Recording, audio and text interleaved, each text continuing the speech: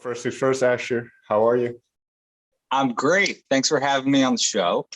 It's very good to hear. So I would like to start in the beginning. And what I always like about uh, artists who kind of grow up in these classical musical traditions and they kind of develop in there. To what extent, especially as a really young kid, did you enjoy it? Was it something that you immediately fell for, or did you kind of have to learn to love the grind of it?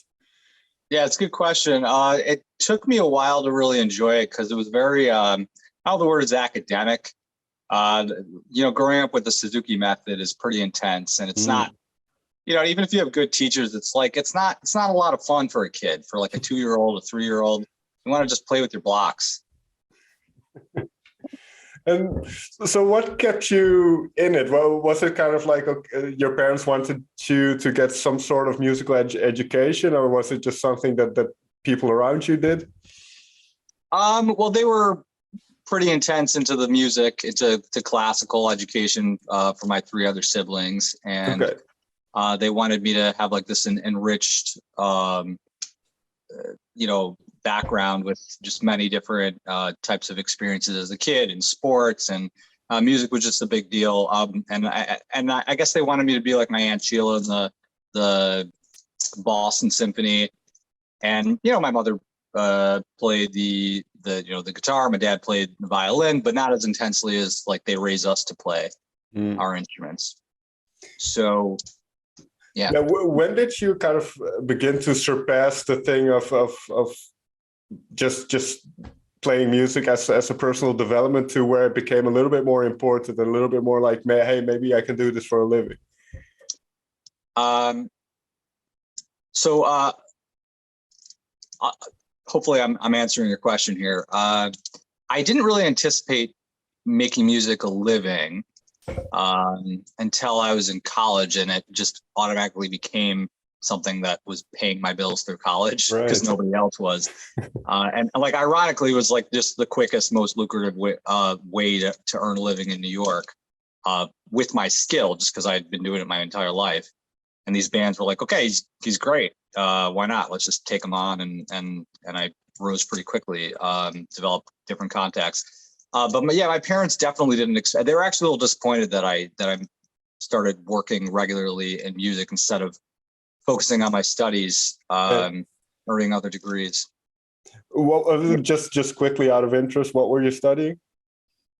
Biology and the sciences. I have 3 degrees in the Okay. sciences, NYU, Yeshiva Okay. University, and then another one from NYU. But my most intensive education is in music because Sure. of all the private lessons. And I find it funny. I had a client 2 days ago who came up to us, like we're whatever my group, and he asked us, okay, where do you guys study? And for me, where did you go to conservatory? No. I'm not a Okay. trained Yeah. musician at all. I just saw a guitar in the background, and I want Yeah, to be careful about how yeah. what I say about conservatory, but it's almost like a selection process. Like, okay, you're a hot shot and you apply and you're showing that you're serious about music. So you apply to like Juilliard, Manhattan School of Music with the intention of becoming a performer or an educator in music. And that's sort of the deal. For me, it's like, I felt like I had all my intensive training in music in private lessons my entire life. I didn't think that I'd get a fraction of the education from conservatory that I would through private lessons. Sure. More or less, I would make connections, but it would be this expensive education that I should spend on an alternative career that would lead me down like possibly a more stable type Right. of path income wise. So I could see people hopping onto the show, like rolling their eyes. What the hell's wrong with you? Like, you need to get a standard conservatory education. But that's just honestly my frame of mind. And here I am taking the risks that I, in retrospect, that as a kid, I would have thought I was nuts, but I'm doing it, and it makes me happiest. And I don't really care anymore that it's not like a normal, typical 9-to-5 job. No, but one thing I think is very interesting, considering kind of the type of career that you had, where you've been very diverse and your sound and your approach to music. Because one thing that happens, I suppose, and maybe this is not true at all, but in the classical tradition, it can be quite rigid, and you can kind of are molded into this direction or molded into this certain type of making music. So when did you kind of depart from that? In high school. Okay. I didn't completely depart from it, but in high school, I felt like I wanted to be in that room down there with the band, the jazz band, and the guys having fun improvising instead of reading sheet music. and when I started jamming with them, like my friends from the classical orchestra, they're like, oh, you're good at improvising. You should do more of that. And I thought, yeah, maybe I should. And I sort of hook up my instrument, plug it in, and then when I went to Israel for a year, I started jamming one battle of bands with my group, and I started to really and I started to get booked there also, which is pretty odd. And then when I came back to New York, it was like I hit the ground running with really with weddings and private events, and then I moved into concerts and stuff like that. And you've played in some of the most prestigious venues, I suppose, that are around. So what is your most fond memory of kind of that time of where everything started to kind of take off? It's funny because I only kind of got clarity as to how I ended up going in that direction years later. Okay. Since I started to move more into the business aspects, it seemed like. But to answer your question, what were my fondest memories? I would say like connecting with the musicians on stage, standing backstage and like looking onto these like vast audiences and thinking, wow, this is like the culmination of like everything I've worked for, with unintended. The word is unintended consequences, because it's like a positive thing, like with unintended, I guess, results of like being able to showcase my music in front of all these people. I hope to do a lot more of this, because like when you step off a stage, that was shared by guys like Gil Shaham, Isaac Kroman. First of all, you have imposter syndrome. It's like, well, should I really they really deserve to do this? But it's like I actually like was pushed in this direction by like concert promoters. So it's like I did work my whole life to build this skill. But then I guess I was fortunate enough to be in the Big Apple and to, I guess impress different musicians. So that was a really good feeling, and it just it's a little addictive. It makes you want to do more of it. It's an interesting thing, or something you raise is you have a lot of experience, I suppose, in playing with orchestras as well, and then you mentioned jazz kind of bands or quartets or whatever, and then these days with the technology being the way it is, there's also it can be very easy just to make music by yourself. So how do you see the intricacies between kind of performing with a huge orchestra to maybe a 4-piece jazz band to some of the things that you do just by yourself? So like how do I understand? What are the kind of different approaches then to what you do? Well, so skill wise, there are many different skills. Like being on stage is quite a bit different skill than than like being a jazz band or being a sideman on a bandstand. And I do a whole array of those things. Right. For a very specific reason. A lot of it's kind of oriented around my family and the fact that going on tour would be potentially have negative consequences on like my young kids and just my family that I'm sure really I take just as seriously as my career.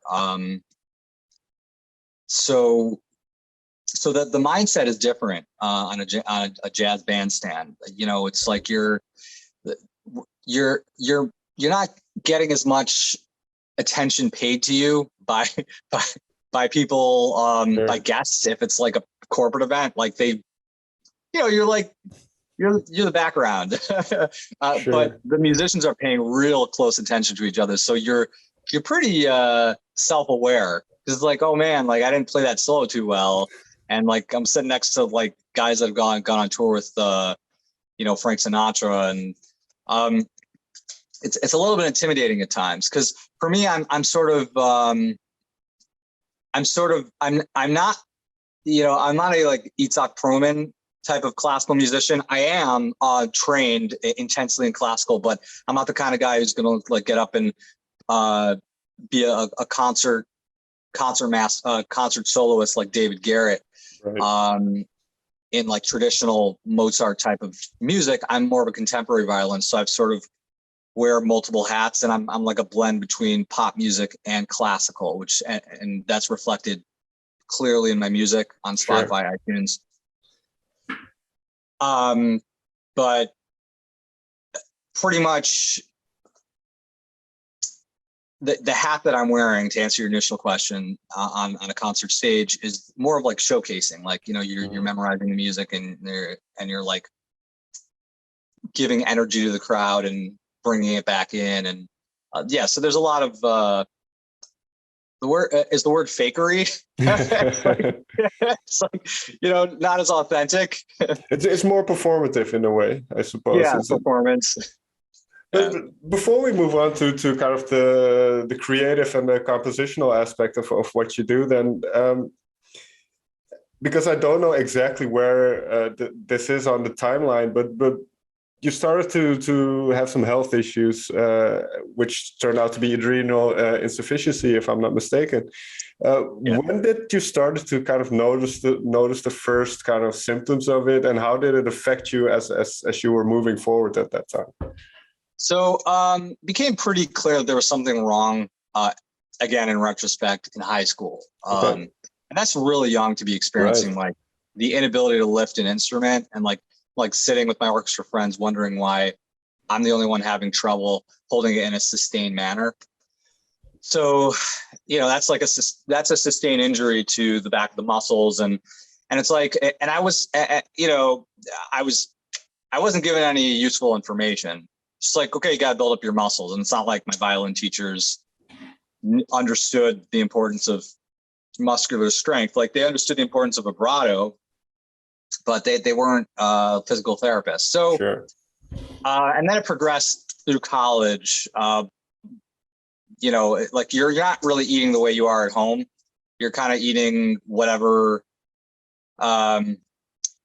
sauces and foods that you might be allergic to, or might be causing inflammation, which really progressed to an actual inflammatory disease. And I'm blaming it on food, because I'm very food oriented in terms of like my education, and what I found to heal me. But it could have also been toxic exposure.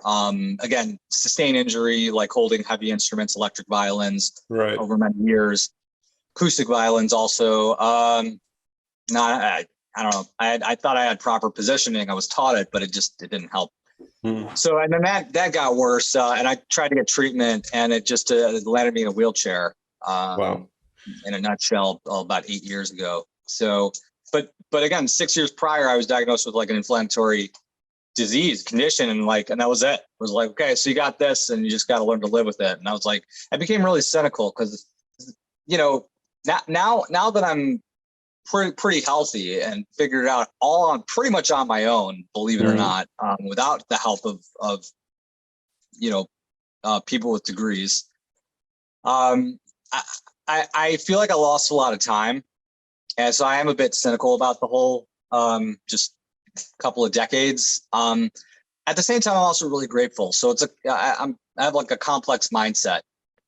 I'm grateful that I figured it out, and I'm kind of like using that as fuel to influence my music, and by extension, people who listen to my music. And I'm hoping that I can maybe give people encouragement, the hundreds of thousands, the millions of people out there that also have ailments and sure. difficulty with their health. I think a lot of people could use the encouragement.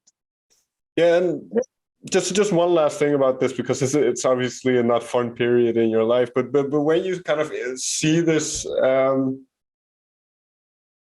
this thing that you love so much kind of being in a way taken away from you in a sense. You can't perform, you can't do things like you would like to. First, how did you kind of yeah, that must have been hell, I suppose. But how did you kind of deal with it? And then I think one of the unlikely inspirations out of all of this was, maybe I read somewhere, Teddy Roosevelt. So can you explain a little bit how he the figure of him kind of helped you along the way? It's funny how some things come full circle. Because you mentioned Teddy Roosevelt, and he was literally the pinnacle, like the example as a child. Okay. That I had, like, just that he was a sick child. I did a book report on him in 7th or 8th grade, and I used to complain to my dad. I'm like, why am I so weak? Like, why do I have like weak extremities? Like, what's wrong with me? And like, I still played sports and I was fine with sports, but I wasn't like, we're talking like subclinical levels. Like, it's not something a doctor's going to medicate you. And I didn't understand it. And it's like, I did this book report on Teddy, and I'm like, he became the president, and he was this weak, sick child. Like, I can do this. Like, why can't I do this? And he was just the ultimate inspiration for me. So thanks for bringing that up, because I didn't even remember that. And it turns out that my father-in-law found Teddy Roosevelt to also be one of the greatest inspirations of his life. So. Yeah, from what I can gather, he's a very interesting. He was a very interesting man with all aspects of his life. There's so much the environmentalism to the Rough Riders and everything. It's such an interesting character, I suppose. Oh yeah, the Rough Riders, fascinating guy, just fascinating. And it's interesting that, like, later on, like, you got his cousin FDR? Was it his cousin or his extended family member? Who was in a wheelchair his whole life. Right. He was polio. So I found that pretty interesting too. But sorry. Mm-hmm. No, I was just blabbing away. Go ahead. No. When did the clouds then, so to say, started to clear a little bit? When did you kind of started to have fun playing again? I think around the time that I released Neon Dreams, and interestingly enough, that's been my most successful single by far. I don't think it'll be the last, but that's when it all kind of launched. And I just like got up there, and I just didn't care anymore about what people thought about what conventional music is, like all the classically trained, like, haters of like contemporary string and electric violin music, which I find entertaining. Sacrilegious. It's sacrilegious. This is sacrilegious. I think it looks awesome. Yeah, it's I love it. I welcome all them, all the commenters, because it just like gives me more attention. But the clouds cleared around Neon Dreams, and I started dancing my ass off on stage. And this is the ultimate expression of, like, the energetic music that I bring to the table, and it's a different type of genre. It's not electronic music, which focuses more on the sounds. It's like a blend of the sounds and the melody, and the catchy melody without losing the sophistication of the classical instrument. And am I right in saying you really got into the production side of things as well, and kind of figuring out how to record sounds and make it sound the way you like, and then kind of arrange it within other sonic textures? Yeah. And moving into original music, that's when I started experimenting with different types of tones. And I found that electronic music fits really well with classical and with the violin. And I started doing gigs like with DJs, which was rewarding in some aspects and not in others, because like it sort of like lacked the live performance, like joining with other musicians. But it also like kind of lend itself to, like my instrument does fit with the music. So that kind of led me into producing music in the electronic kind of realm genre. Earlier on, you kind of alluded to the business side of things as well. And what are your thoughts on popular music these days? Because my estimation is that genres are starting to blur a lot more than they perhaps used to. And as you mentioned, like a lot of DJ music or electronic music, certain classical instruments fit really well with it. And I think it's only been discovered for the past 10 years that hey, it actually fits really well. And let's make something out of it. So how do you see this progression of the musical landscape in general? So I think it's getting exciting, but it's also like a little bit challenging trying to predict things Sure. with the advent of social media, which is influencing a lot of the music, and the major labels that have started to take over social media. Like I always mention this, 40% of Spotify is owned by the major labels. So Spotify has, and I've got this from insider information, people who've worked pretty high up in the Spotify playlist realm, that they are unable to change the algorithm to really support smaller artists and the way that they want to, because the major labels refuse. So you got guys like Drake, Champagne Pappy, his Instagram name, getting billions of streams, and people wondering, why is that? But because of that, people have become more accustomed to that type of music, which, wasn't really around in the 90s, 80s, 90s, and so forth. And just because of continued exposure, people are going to, continue to want that type of music and blend it in with what they're hearing. So really, it's just about patterns and habits and people just hearing this music over and over again, and like wanting it more and more. Although for some reason, I don't gravitate towards that type of music so much. I find a lot of like the really popular artists to be pretty irritating. Somebody's going to hate me for this, but I'm just being honest. I find it, and I listen to it really frequently, and you think that, it would eventually really connect. And I just find, like, I appreciate the Coldplays and the Bruno Mars and the Dua Lipas, because like there's a musical progression, chord progression. But like a lot of the Cardi B's, like people rave about that stuff, and she's really rocking it. I don't know, like she's just flying high, and there's nothing stopping her. And I'm glad that she was able to make a career from like what she was doing prior to that, which is as a stripper, and God bless her for succeeding. But I'm really diverting from your question. But no, that's okay. That's okay. I feel like it needed to be said, and because her music is so popular and guys like Drake and so forth, that's continuously blended in with like the other genres, the electronic, the classical, which I think lend themselves to, if social media wasn't there, they would be more popular than I think a lot of the like the thug rap, mumble rap kind of stuff. Again, I hope I'm not pissing anybody off, but if I am, oh well. No, but I think there is an element of the business side being way more prominent. Well, maybe I wasn't alive in the early 80s or 70s or whatever, but I do think that, as you mentioned, with the major labels kind of controlling certain areas of music consumption, then there is an element where it just needs to sell. It doesn't have to be creative. It just needs to sell. That I really feel that in the last 10 years.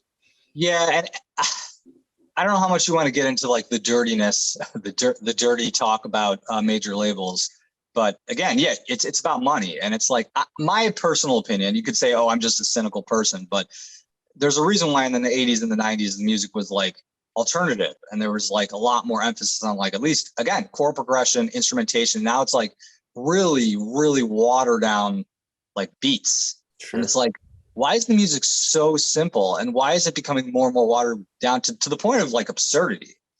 And I think that the major labels are able to, personally, I believe that they're able to manipulate listeners with like giveaways and encourage wanna be mumble rappers to want to be like Cardi B, in my opinion.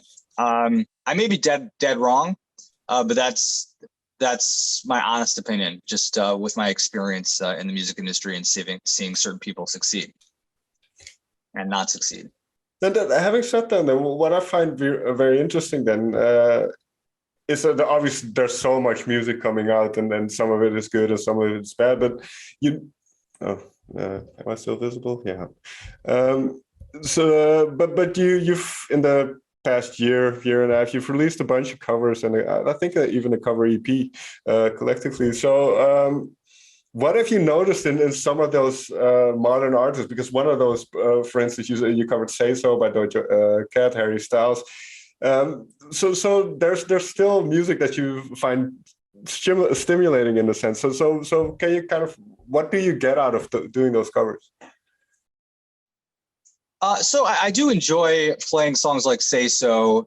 That has a chord progression, that's got a groove, that's got like a funk beat, and that's something that like, the snobby jazz musicians who like just play standards would still kind of dig, even though it's not like a change in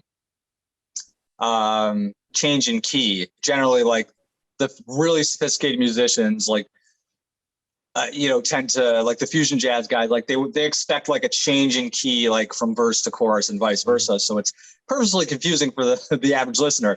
But Say So, you could still jam and like improvise and bring in a lot of those like jazz licks, and but also like the orchestration pop music. There's a lot of sophistication in that, even if it doesn't change keys in it and it has a basic chord progression. There's a lot of sophisticated like mixing and mastering and like blending in the instruments that I'm not ashamed of, even being around the snobby talented musicians, and they respect that kind of stuff. And so I always have like kind of different types of people in my ear, in my head, when I envision, okay, what types of covers am I going to do? What type of music am I going to do? I have a wide spectrum of people, of listeners. I'm trying to impress, honestly. I'm not just doing it for myself, because I do have to earn a living. Sure. It is a business, and it's more than a business, but it very much, like, that's the driving force. And I have people who listen to me that can't really tell the difference, and I have people who listen to me that again are very sophisticated. Yeah. Am I right in saying that at the moment you're working on kind of a follow-up to Neon Dreams, in terms of own composition? Yeah, so Atlantis is my next single, and it is a bit like Neon Dreams, like in that it's an original, pretty sophisticated but catchy release that I'm taking like pretty seriously, to the point where I'm fundraising for it among fans. I'm raising money for the royalty streams. They're kind of contributing, and they're earning back royalty income from the streams. I think like on iTunes, Spotify, so on and so forth. Mm-hmm. And the music is a bit like Neon Dreams, also in that it's reflective of the cycle of my experiences in my life. The intense, almost pretty much dark introduction, followed by this gradual progressive climax, and then a cyclical like drop back to the intro, where it's again dark and ominous, and back up into this climactic stage. And I've been trying to reach out and collaborate with vocalists, but for other songs, but this I didn't want. I felt like the music that is, I feel, is most effective, connects with listeners, doesn't have to be have vocals, because that I feel like that limits in terms of culture and language. And I have just listeners all over the world. Not everybody needs to speak English. Sure. Not everybody needs to hear and needs to be told what to interpret from the music. And there's a lot more available for a lot more interpretation flexibility when it's just instrumental. What is your definition of success these days in terms of your creative output? So, I mean, it's a really good question. I guess success is defined differently with, across the spectrum, different musicians. Sure. Some people define success as like, how big of an audience can I perform in front of? And other people define success as like, what percentage of my fans can I impress, the hardcore fans. For me, there's a lot of, I don't know if the word is eclectic type of thinking. I see myself as pretty complex person. And I would say the ultimate success, getting really extreme here, is the ability to tour for maybe 1 month, and then to be able to earn money off of royalty streams throughout the year, while being able to stay local. That's the ultimate. A step down from that, which is more, I would say, realistic for me right now, is, doing a few major concerts per year, showcase my music and what I do, which I pretty much do anyway. And throughout the year, playing a variety of other types of events, just to like satisfy, my desire to just have different experiences, play different types of music, not always be in the spotlight, but sometimes be in the spotlight. When you're playing a corporate event, you're not always in the spotlight, but you're earning good money, and you have the option of being local. For me, I just went out to Hawaii, Maui, 3-4 weeks ago. I would say that was like a bit of a, what's the word? Not pipe dream, but like a bit of a bucket list. It was on my bucket list, I would say. Right. I never actually thought, okay, I'm going to go to Hawaii, but like that was like among the list of really cool things to do. And right. I did it for like a week. So I didn't need to it wasn't like a huge rock concert. It was like a big corporate concert, where it's like people are into the music, but they're also like there to like eat good food. So, yeah, I experienced a lot of that. One last question then. What do you envision yourself as? Is it kind of a solo performer, or would you if it was all up to you, would you have like a backing thing? What would a perfect show for you look like? You're a very good interview. You ask like really like you get to the gut. Thank you. Yeah, I do. While it is convenient to play with like tracks and to play with like DJs, I do prefer to play with live musicians. And I'd like maybe a blend of like, electronic, but also live performers backing me, I would say, regularly. So that would be also on the bucket list.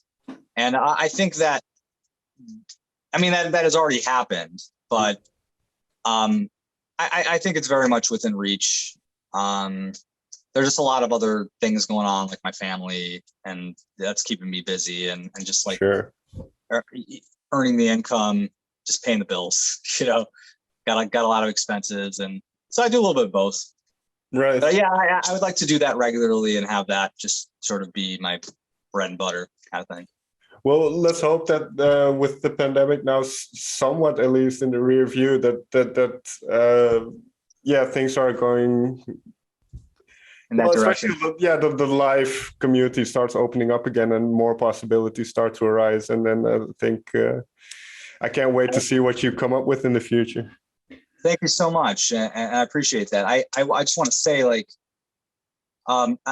just because the sheer number of musicians that I play with throughout the year, I'm always like looking at like, is he like the best candidate for my music? Like, I'm always looking at the musicians that I play with, and there are quite a few of them that are just like really close, but I just need something a little bit different.